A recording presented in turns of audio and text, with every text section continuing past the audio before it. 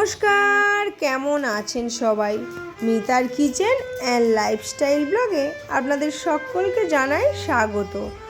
আজ শুক্রবার, বাজে এখন সকাল 8:30।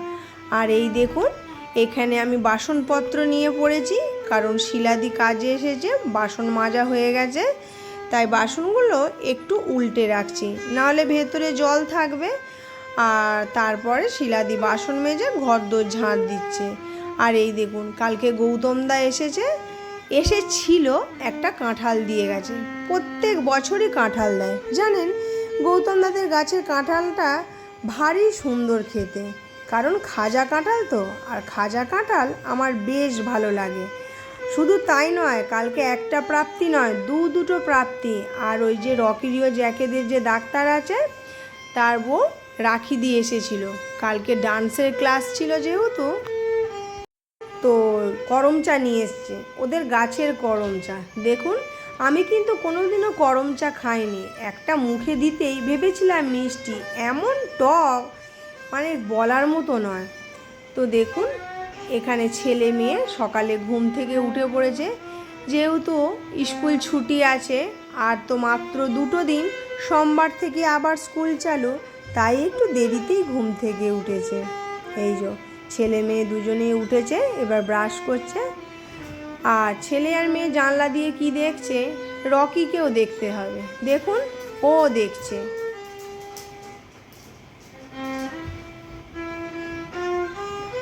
আর আপনারা নিশ্চয়ই শুনতে পাচ্ছেন আমার ছেলের বেহালার আওয়াজ।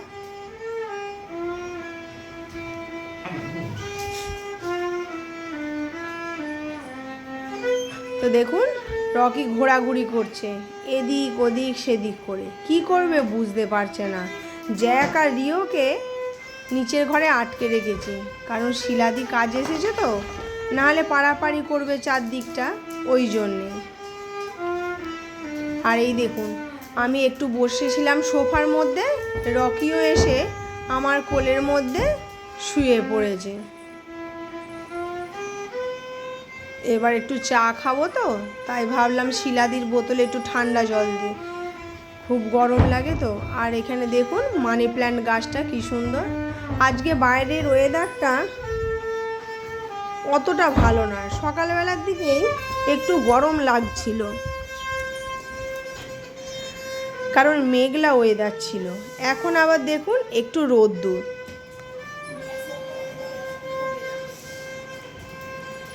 এই দেখুন, ছেলেকে বললাম যে তুমি আর বনু দুজনে মিলে জল খেয়ে নাও।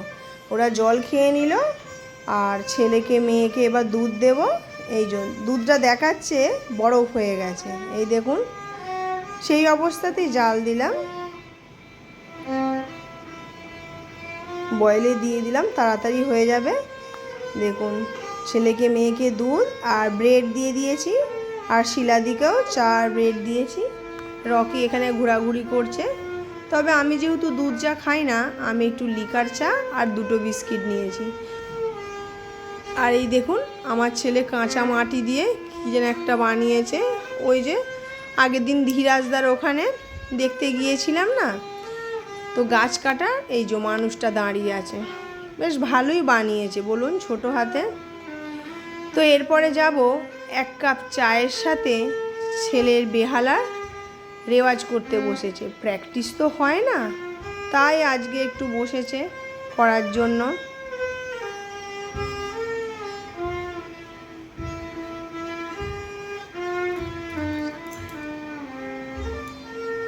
যাকে ও অল্প স্বল্প একটুখানি আওয়াজ করলো। জ্যাক মাঝে মাঝে আওয়াজ করছে পায়ে। আর এখানে দেখুন, তারপরে দুপুরবেলা চলে এসেছি।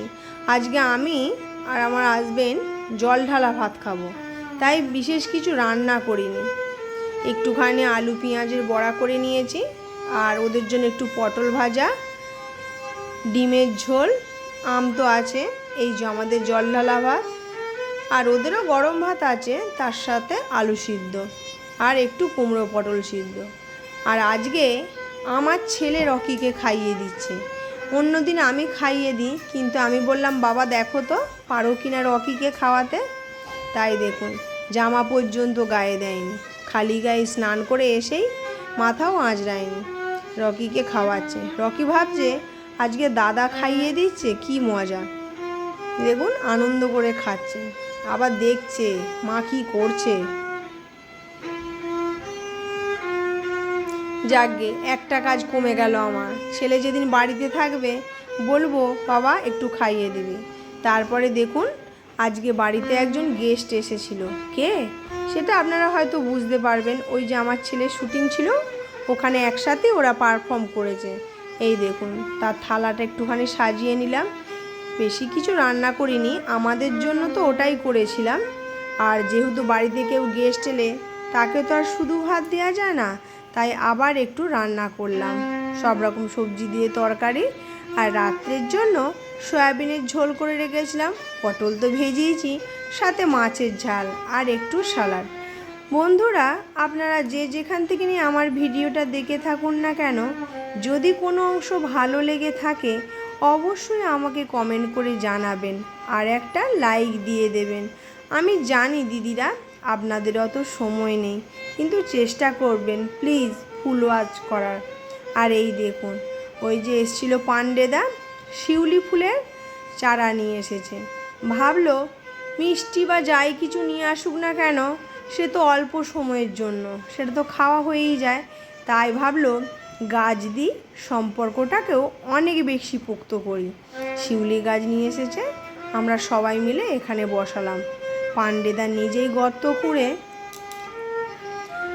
ওখানে গাছটা বসিয়ে দিল। তার সাথে আমার ছেলেও ছিল।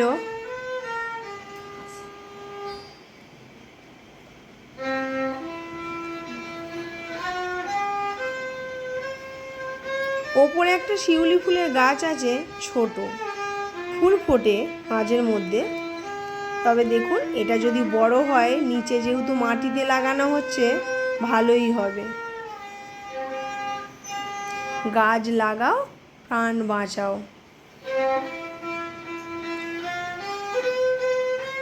গাছ লাগানো আমাদের কমপ্লিট হয়ে গেল। এরপরে আবার একটু ওপর থেকে জল দিয়ে দিল। তো বন্ধুরা, আর বেশি ভিডিওটা বড় করব না। আপনারা সবাই ভালো থাকবেন, সুস্থ থাকবেন, সাবধানে থাকবেন। আবার দেখা হবে অন্য কোনো দিন অন্য কোনো ভিডিও সাথে। আর এই গাছ তো আপনাদেরকে আগেও দেখিয়েছি, কি সুন্দরভাবে ফুটে উঠেছে, দারুণ লাগছে তাই না? তো দেখুন তারপরে বিকালে এই যে ডান্সের ক্লাস, বাচ্চারা সবাই নাচছে। তাদের সাথে এই যে করম চা নিয়ে এসেছিল এই যে রাখিদি আর ওই যে ডাক্তার দিদি। তো চলুন আজকের মতন আমি ব্লগটা এখানেই সমাপ্তি করছি। কীরকম লাগলো কিন্তু অবশ্যই জানাবেন।